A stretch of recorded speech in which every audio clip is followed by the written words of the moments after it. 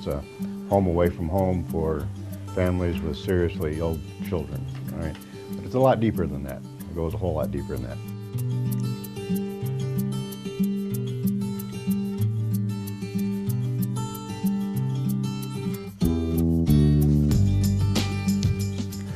To me personally, Ronald McDonald House shows how people can pull together. People in the medical field can pull together and do what they do.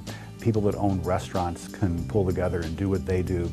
And everybody can have a common goal of making life as easy as possible for families who are in bad times. You know, I think Ronald McDonald House is an integral part of the community. They provide a home away from home for the parents of these ill children as they're being treated.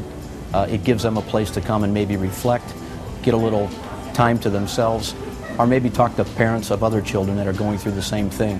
And over time, we know that that helps in the healing process. You know, the family rooms, the houses, they just provide a great environment where they feel hope, where they feel kindness, and where they can just relax and get out of the routine of the hospital. It becomes a very hard existence when you're dealing with tragic illnesses. There's lots of evidence that health outcomes of sick children improve dramatically when their families are around them. And so enabling that extra kicker to help cure or ease the burden of a sick child is really a blessing to be able to participate in that. Meeting the people and talking to these families that need such help with their children that are ill, it's a great joy to just service them. It's just a great joy to talk to them. Sometimes that's all they need is just someone to talk to. Because they're going to be safe in the Ronald House and comfortable, they just know that they've got lots of hope and lots of years to live with their children. You know, whenever you hear from a family and how their stay here has impacted them, you just want to go do more. And so it's really just been so rewarding to be involved in an organization with great people that does great things and where the people who use that service just have almost an unending level of thanks for what you've done to them. One of the great things that we have at Ronald Charities is the great volunteers. And we have been able to get the people to open their pocketbooks and really donate this year. We've had a very successful year.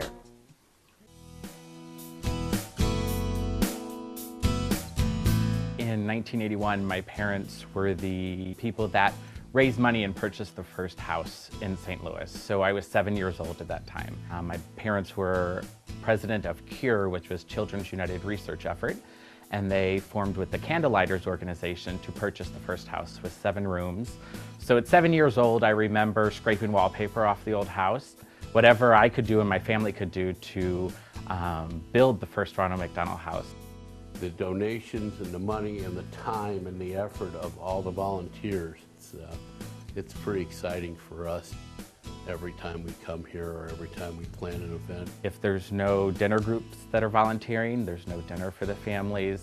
Filing, little things, big things happen because of the volunteers. It could not happen without volunteers. My grandfather always told me, if you get problems, find somebody who has problems worse than yours.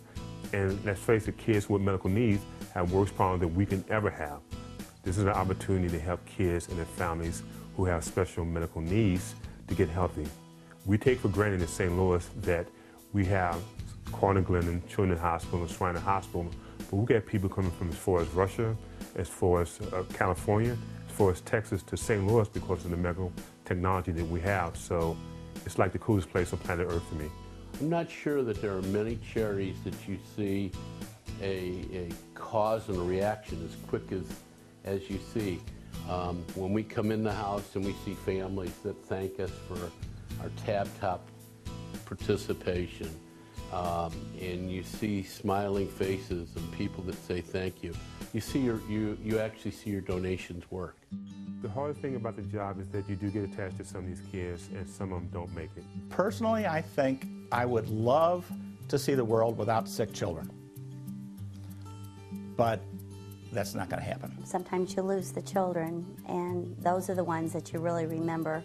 And to get past that, I've learned that you just have to know that while they were suffering, while they were there, because you were there, you were able to give them comfort by offering them a place to take a warm shower or to have a cup of coffee or just someone to talk to. It does show that there's a lot of people out there that really do care. And it really is important to let the people that, you know, have children that are sick and that to know that we care. There's people out there that do care, and it provides a sense of home away from home, and that's so important. If they already know that they're sick, they don't need to be reminded they're sick. So a lot of the times it's lending an ear to a family that just may need to talk or just, you know, come and relax while they're at the house. One afternoon, about 4 o'clock in the afternoon, this mother comes into the family room at St. John's, and she says, "Colleen, I baked an apple pie for my son." And I said, "Wonderful." She says, "Can I keep it in the oven?" I said, "That'll be great." So the family room started to just fill up with this great apple pie fragrance. And all of a sudden, her other 2 children from school, they came in their uniforms. They all sat down at the table, and then she went and got her son in the wheelchair and brought him in. And as this young son, who's fighting leukemia, came into the family room, he said, "Mom, I smell apple pie." Well, it was so simple and beautiful, but it was just something that the whole family could share together while he was in the hospital. So they sat down, and after school, that we had milk, and we had a Coke, and somebody had a Sprite, somebody had an apple juice, and they ate apple pie. And they had a family moment in the family room at St. John's. It was really touching.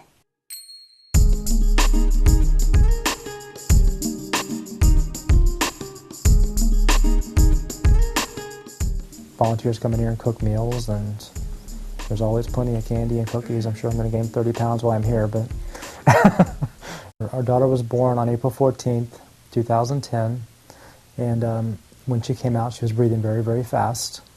And they said it was a common case of respiratory distress and being out of the hospital in 4 to 5 days. And 4 to 5 days later, she wasn't getting any better. Well, she ended up having a surfactant protein deficiency, which is an extremely rare genetic disease that affects the airways to the lungs. There is no cure. The only treatment is a lung transplant. So for 4 months, we waited for St. Louis, which is one of the only places in the country to do double lung transplants on infants, to accept her. And they jetted her out here about 4 weeks ago. So at this point, we are currently waiting for lungs. We're on the lung transplant list.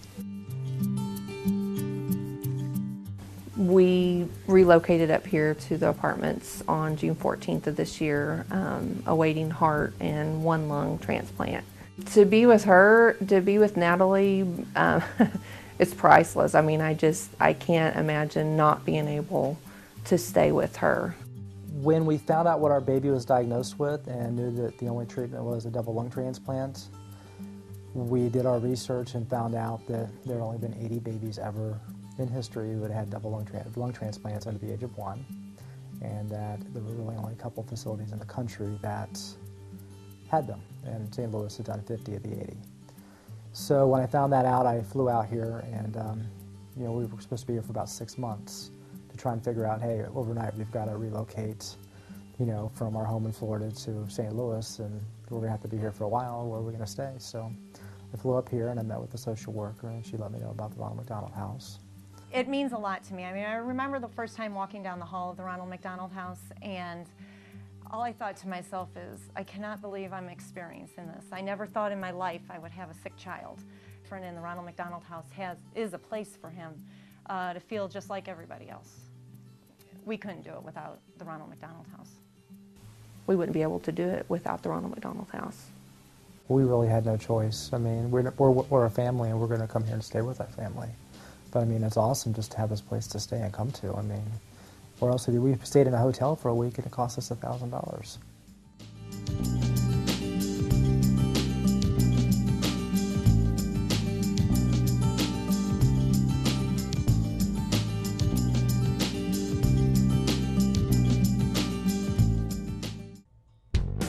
For her birthday, she got new lungs. So she turned her sweet 16 birthday here and got new lungs. That was the best birthday present anybody could get. Mm-hmm. Better than a car. For me. I've had the privilege of being part of an army of people who have overseen building 3 houses here in St. Louis, 3 family rooms. My favorite memory will always be the memories of the families in the house and the memories of working with so many dedicated volunteers and donors to bring this incredible resource to families. The memories are the people, both the families in the house. You know, the best memory is when the families and those ill children who are now well come back and visit the house. To see them there, all healed, full of life, and happy, it just doesn't get any better than that.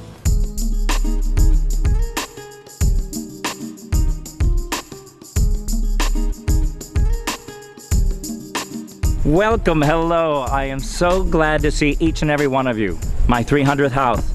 You know, I remember 1974 in Philadelphia, this all started. Since then, houses throughout the country. In St. Louis, in 1981, we had our first house. And now the 300th house right here. 30,000 families a year are being helped out. We couldn't have done it without you. You truly are the best.